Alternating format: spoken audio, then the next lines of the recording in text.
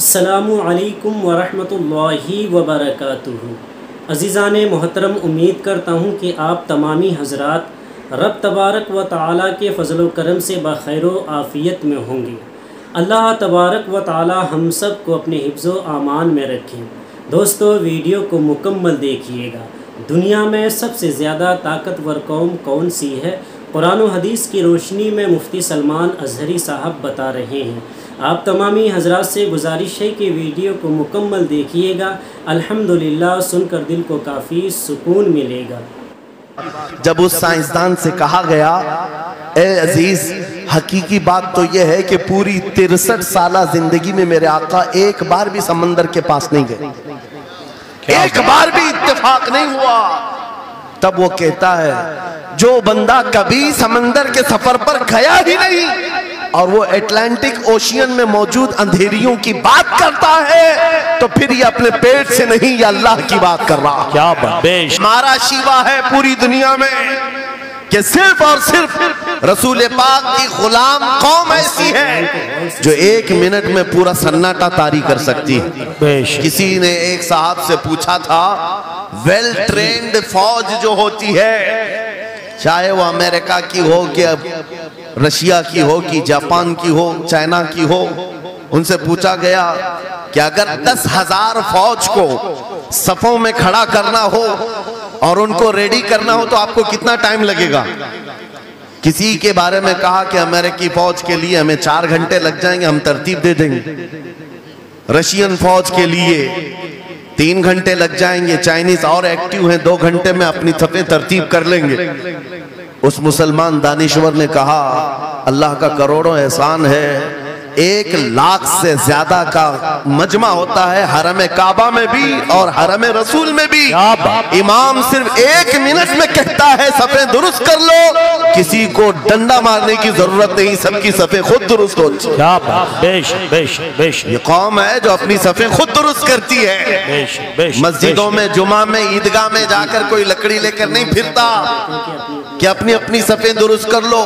ہر ایک کو اتنا شعور ہے کہ اپنی صفیں کیسے درست کی جاتی ہے۔ جب آپ کو اللہ تعالیٰ نے یہ نعمت عطا کی ہے، مسجدوں میں صفیں درست کر سکتے ہیں 1 منٹ کے اندر، عیدگاہ میں 1 منٹ میں ہماری صف درست ہو سکتی ہے۔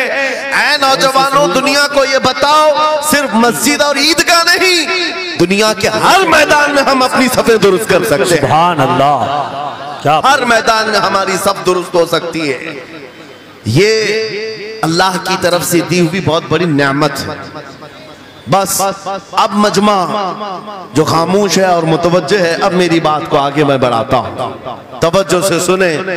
قرآنی علوم کے متعلق آپ کے سامنے چند باتیں رکھوں گا، اس لیے کہ مجھے کہا گیا بڑا پڑھا لکھا مجمع ہے اور مسلمان کے لیے پڑھا لکھا ہونا بہت لازم ہے، اس لیے کہ جہالت اسلام کا اپوزٹ ہے، جہالت اسلام کا اپوزٹ ہے۔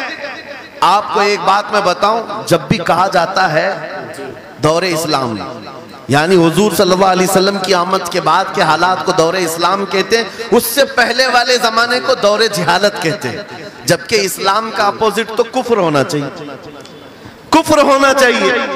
یہ دور اسلام ہے اور اس سے پہلے دور کفر تھا، نہیں، دور اسلام سے پہلے والے دور کو دور جہالت کہتے ہیں، اس لیے کہ بتانا ہے اسلام اور جہالت دو اپوزٹ چیزیں ہیں، دو اپوزٹ چیزیں ہیں۔ جاہل ہو اور مسلمان ہو اسے زیب نہیں دیتا۔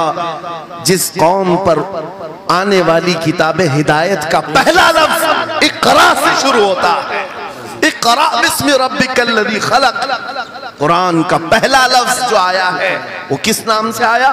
پڑھو اپنے رب کے نام سے، پڑھو اپنے رب کے نام سے۔ اور علم نہیں ہے تو کچھ نہیں ہے تمہارے پاس۔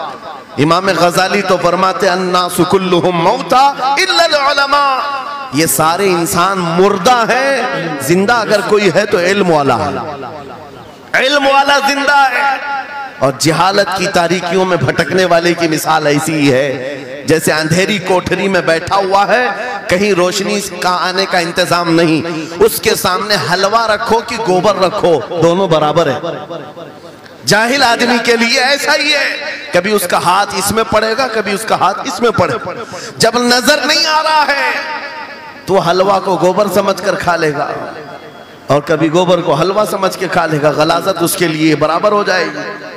لیکن علم کو کہا گیا العلم نور، علم روشنی ہے، جس کے پاس علم آتا ہے وہ تمیز سیکھ جاتا ہے، اس کے پاس اخلاق آ جاتے ہیں، وہ حلال و حرام کے فرق کو سمجھنے لگتا ہے، برے اور اچھے کے درمیان فرق معلوم ہونے لگتا ہے۔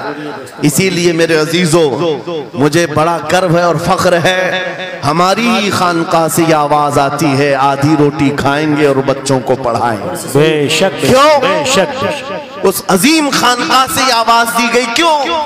صرف اس لیے نہیں کہ تم بڑے ہو کر کے ڈاکٹر بنو گے، انجینئر بنو گے۔ لوگوں کی نظر میں اب بات یہی رہ گئی، یہ پڑھا اس لیے جاتا ہے کہ ڈاکٹر بننا ہے، انجینئر بننا ہے اور کمانا ہے، بہت کمانا ہے۔ علم جو ہے آج کمرشل بنا لیا گیا۔ علم اس لیے نہیں، علم اس لیے حاصل کیا جاتا ہے کہ بندہ خدا کو پہچانے، کیا بات، بے شک بندہ اپنی حقیقت کو پہچانے، بے شک زندگی گزارنے کے اسلوب اسے معلوم ہو جائے۔ علم اس لیے سکھایا جاتا ہے۔ بہت سارے لوگ صرف نوکری کے لیے سمجھتے ہیں کہ علم حاصل کرنا چاہیے، نوکری کے لیے نہیں، اپنے اخلاق کو بلند کرنے کے لیے علم آنا بہت ضروری ہے۔ میرے عزیزو، قرآن عظیم وہ ہدایت کی کتاب تمہارے پاس آئی، اس قوم کے لیے المیہ نہیں ہے تو اور کیا ہے، جو کتاب علوم کا ذخیرہ ہے۔ آج دنیا اس کتاب پر ریسرچ کر کر کے نئے علم و فنون حاصل کر رہی ہے، اس کتاب کو تو ہم مردوں پر پڑھنے کے لیے رکھے ہیں۔ وہ قرآن عظیم جو ہدایت کی کتاب اور سارے علوم کا سر چشمہ ہے، اس کتاب کو کہاں پڑھتے ہیں؟ میتوں پر۔ کسی کا انتقال ہو گیا تو تیجے میں پڑھیں گے، چہلم میں پڑھیں گے، نویں میں، 20ویں میں پڑھیں گے۔ وہ ایصال ثواب کے لیے صرف رکھا گیا، اور اس سے تھوڑا آگے بڑھ گئے تو قسم کھانے کے لیے قرآن۔ آؤ چلو ہم قسم کھاتے قرآن پہ ہاتھ رکھ کر کے، قرآن پہ ہاتھ رکھ کے۔ میاں کیا قرآن قسم کھانے کی کتاب ہے؟ قرآن کی وہ آیت میں نے سب سے پہلے پڑھی، اللہ فرماتا ذالک الکتاب لا ریب فیہ، یہ وہ کتاب ہے جس میں شک کی گنجائش نہیں، اور یہ ہدایت ہے پرہیزگاروں کے لیے۔ اور قرآن میں 3 جگہ یہ لفظ آیا ہے، ھدی للناس، ھدی للمؤمنین، ھدی للمتقین۔ یہ سارے انسانوں کے لیے بھی ہدایت ہے، یہ سارے ایمان والوں کے لیے بھی ہدایت ہے، اور پرہیزگاروں کے لیے بھی ہدایت ہے۔ سب ہدایت الگ الگ انداز سے حاصل کرتے ہیں۔ بارش ایک ہی ہے برسنے والی، زمینیں الگ الگ ہیں۔ بہت نرم زمین ہو تو وہ زمین بارش سے فائدہ زیادہ اٹھاتی ہے، اور تھوڑی سی اوبڑ کھابڑ زمین ہو تو وہاں سے فائدہ کم آتا ہے۔ بارش ایک ہی ہے، قرآن بارش ہدایت ہے، جس کے دل کی زمین جتنی نرم ہوگی اتنا وہ اس سے ہدایت اٹھائے گا، سبحان اللہ، بے شک، اتنا اس سے فائدہ اٹھائے گا۔ اور آج حالات یہ ہیں، اے نوجوانوں اپنے دل پر ہاتھ رکھ کر کے بتاؤ، قرآن کتنے لوگوں نے پڑھا ہے؟ قرآن کتنے لوگوں نے پڑھا؟ میں ہاتھ نہیں اٹھواتا، کسی بھی بات پر ہاتھ مت اٹھایا کرو، نہ ہی جھوٹے ہاتھ اٹھانا ہے، نہ سچے ہاتھ اٹھانا ہے، نہ ہی کسی اور کو شرمندہ کرنا ہے۔ اپنے دل پہ ہاتھ رکھ کر کے بتاؤ قرآن کتنی مرتبہ پڑھ لیا؟ کیونکہ قرآن پاک، بہت سارے لوگ یہ سمجھتے ہیں مدرسے میں بچپن میں ایک بار پڑھ لیا تو اس کا ہدیہ ہو گیا، ختم ہو گیا ہے، اب اس کے بعد پھر ہماری میت پہ ہی پڑھا جائے گا۔ اسی لیے تو قرآن کے علوم سے ناواقف ہو گئے۔ ارے سمجھنا تو دور کی بات، دیکھ کر کے پڑھنا بھی مشکل ہے۔ آج لوگوں کا دیکھ کر پڑھنا مشکل ہو گیا قرآن۔ تمہارے پاس بہت ساری کتابیں نہیں ہیں، بہت سارے گرنتھ نہیں، بہت سارے وید نہیں ہیں جن کا شمار ہی نہیں ہے۔ تمہارے پاس اونلی ون، ایک کتاب قرآن پاک، ایسی محفوظ کتاب جس کے بارے میں اللہ تعالیٰ خود فرماتا ہے سورہ قمر میں، وَلَقَدْ يَسَّرْنَا الْقُرْآنَ لِلذِّكْرِ فَهَلْ مِن مُدَّكِرٍ۔ ہم نے قرآن کو یاد کرنے کے لیے آسان بنایا ہے کوئی یاد کرنے والا؟ 4 بار یہ آیت اللہ تعالیٰ فرماتا ہے کوئی یاد کرنے والا؟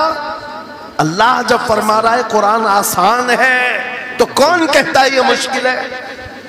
ہم نے خود اپنے ہاتھوں تباہی کو دعوت دی ہے۔ درس قرآن کو اگر ہم نے نہ بھلایا ہوتا، یہ زمانے نے زمانہ نہ دکھایا ہوتا، وہ زمانے میں معزز تھے، مسلمان ہو کر آج ہم خار ہوئے ہیں تاریخ قرآن ہو کر۔ آج ہم چھوڑے بیٹھے ہوئے ہیں. قرآن عظیم کو چھوڑ کر بیٹھنا کتنی بڑی گمراہی ہے.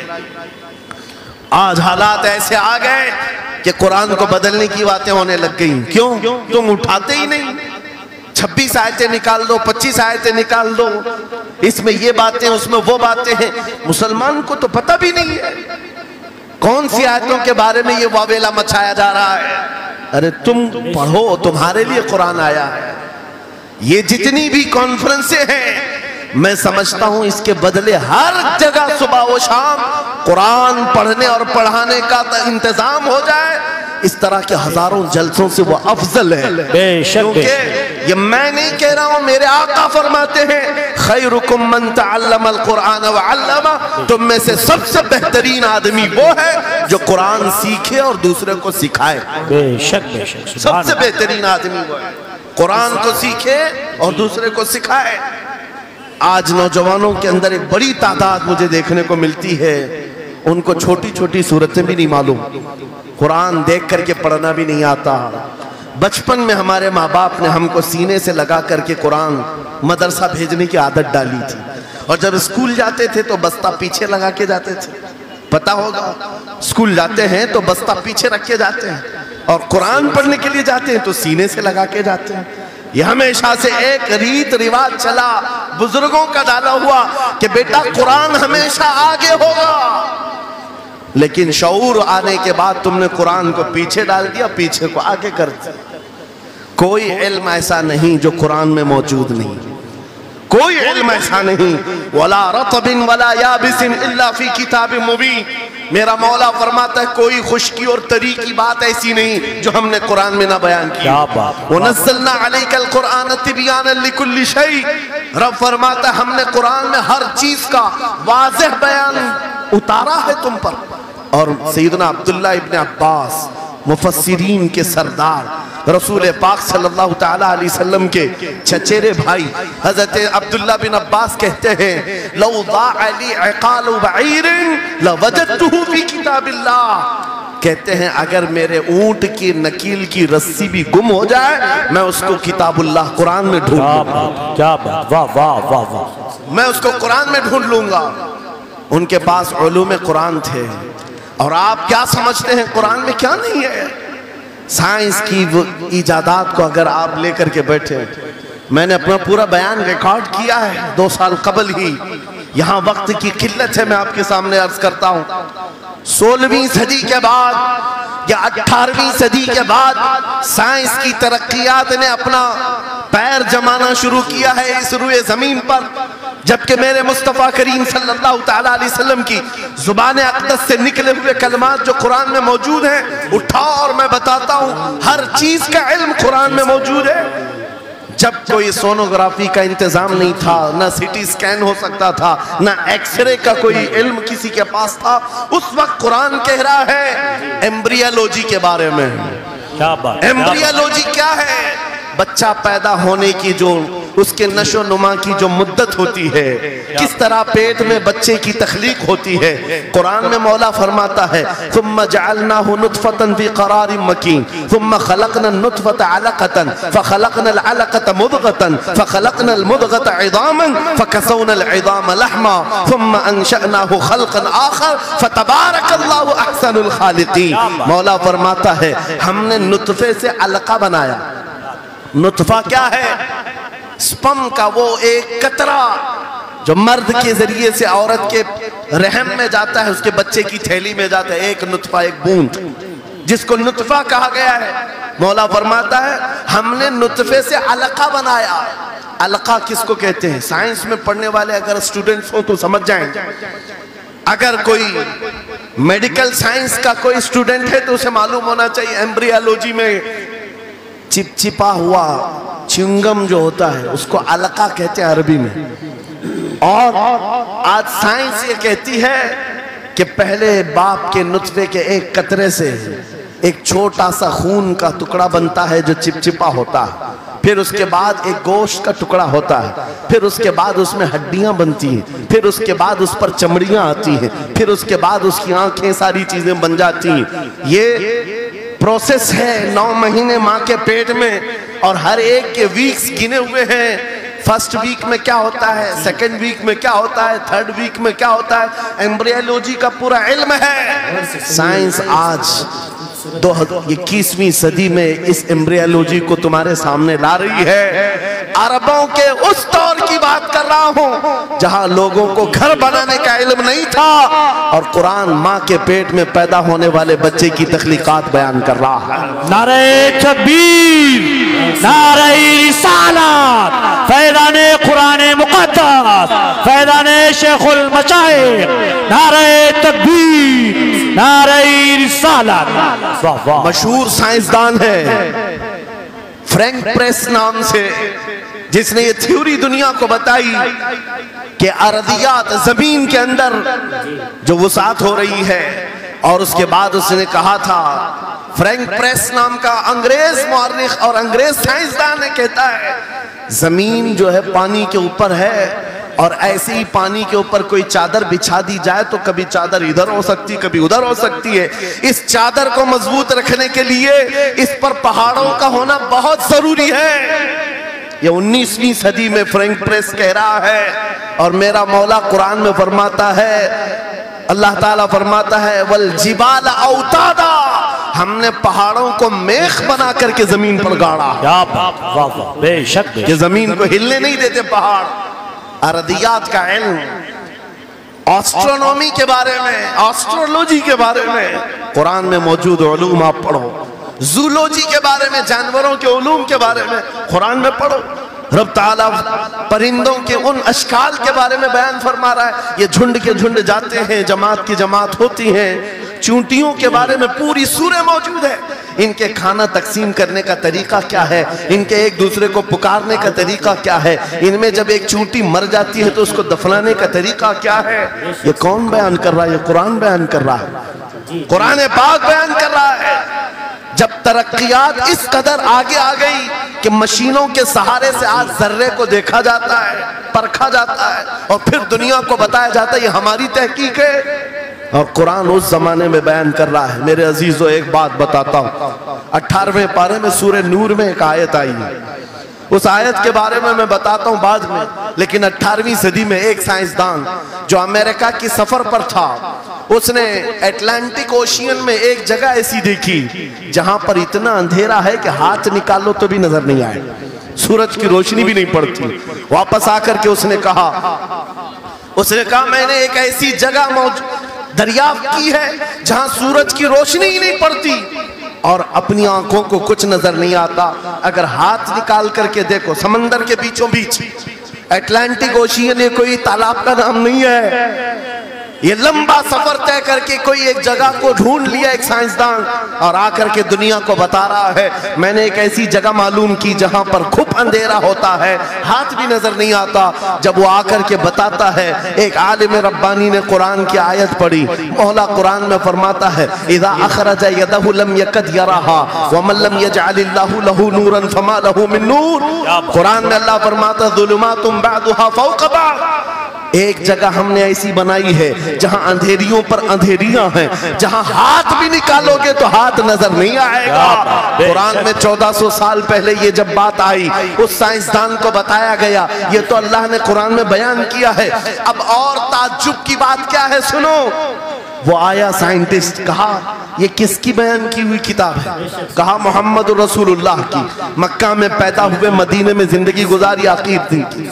اس نے کہا میں ان کے بارے میں جاننا چاہتا ہوں، ہو سکتا ہے وہ سمندروں کے بہت بڑے ماہر تھے، وہ سمندری علوم کے بارے میں بہت کچھ جانتے تھے، انہوں نے زندگی کا بہت سارا حصہ سمندروں کے سفر میں گزارا ہوگا، اس زمانے میں ان کو اٹلانٹک اوشین میں موجود یہ اندھیرا کیسے پتا چلا؟ تعجب کی بات ہے، حیرت کی بات ہے۔ جب اس سائنسدان سے کہا گیا اے عزیز، حقیقی بات تو یہ ہے کہ پوری 63 سالہ زندگی میں میرے آقا ایک بار بھی سمندر کے پاس نہیں گئے، ایک بار بھی اتفاق نہیں ہوا۔